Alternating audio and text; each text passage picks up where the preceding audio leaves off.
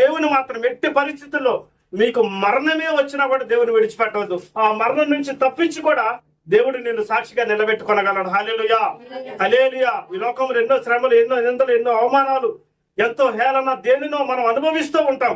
అయితే దేని విషయం మీకు చింతించవలసినటువంటి అవసరం కూడా లేదు. ఒకవేళ భర్త మారకపోతే నిన్ను మార్చి నీ ఎదుట నిలబెట్టగలడు. హల్లెలూయా. కుటుంబంలో శోధన ఉంటే ఆ శోధన నుండి తప్పించి నేను నిలబెట్టగలడు. హల్లెలూయా, హల్లెలూయా.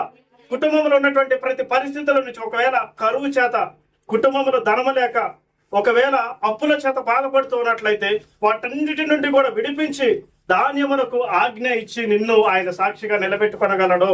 హల్లెలూయా, హల్లెలూయా. దానికి సాక్షి నేనే. ఒక ఉదాహరణ మీకు తెలియజేసి ఉన్నాను. సాతాను బంధకాల నుంచి ఏ విధంగా నన్ను విడిపించి ఆయన సాక్షిగా నిలబెట్టుకున్నాడో, నేను ప్రకటిస్తున్నటువంటి ఆ దేవుడే ఈ దినమున నిన్ను కూడా ఆయన సాక్షిగా నిలబెట్టుకొనును గాక.